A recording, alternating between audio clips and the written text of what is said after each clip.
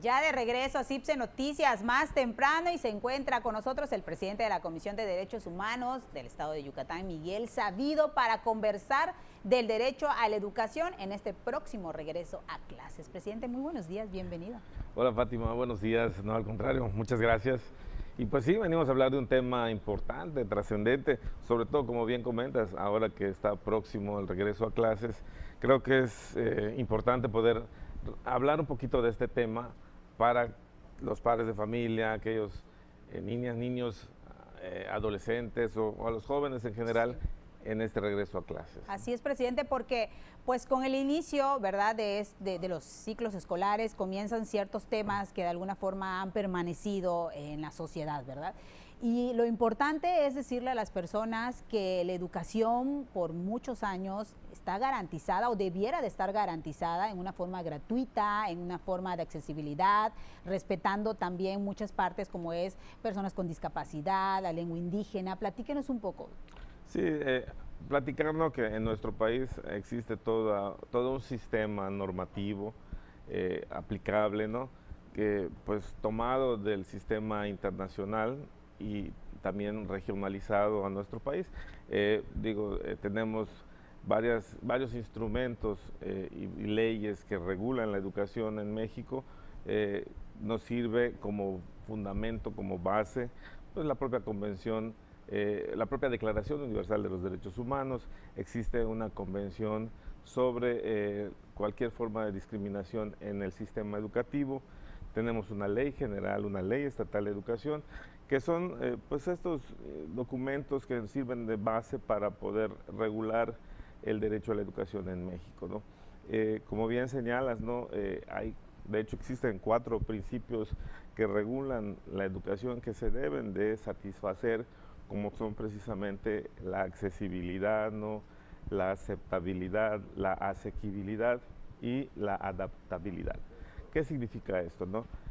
Que dentro de nuestro sistema educativo, hablando de asequibilidad, debe de existir toda una infraestructura, todo un programa pertinente, adecuado, para poder ofertar la educación para todas las personas. La accesibilidad pues no solamente va en el sentido de poder incluir a las personas con discapacidad o a las personas de los pueblos, comunidades indígenas, sino a todas las personas en general, con independencia de cualquier situación o condición personal. Aquí lo que se busca es que este derecho se satisfaga en igualdad, sin discriminación.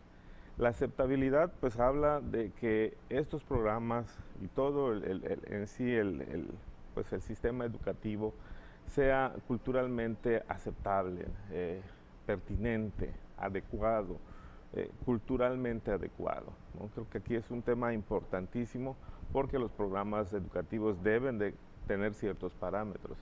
Y la adaptabilidad pues habla más bien de que el sistema educativo tiene que, como su nombre lo indica, adaptarse a las necesidades de la población.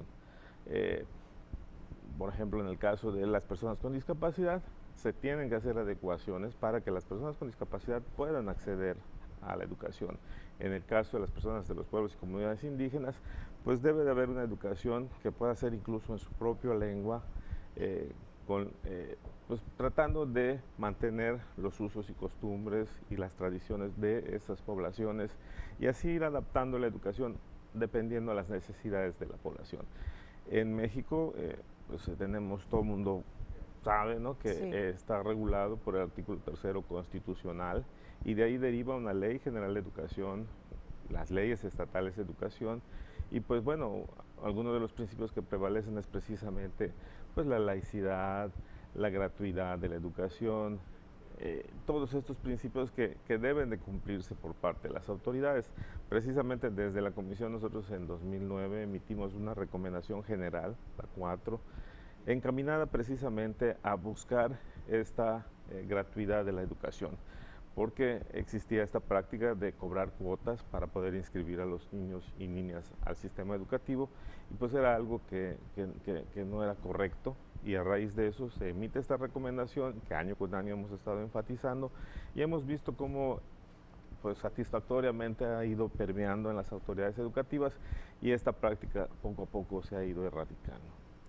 De alguna forma también decirle a las personas que nos ven y que nos oyen que la comisión está abierta también para recibir, ¿verdad?, alguna denuncia, alguna orientación, cuando los padres de familia sientan que están violentando este derecho de su hijo. Ustedes son los encargados precisamente de poder orientarlos o recibir la queja o poder más que nada informarle lo que realmente sucede. Claro, de hecho, pues es algo que nosotros hemos tratado de romper, ¿no? Este paradigma de que las comisiones de derechos humanos únicamente estamos para, como algunos dicen, defender a delincuentes. Esto no es así.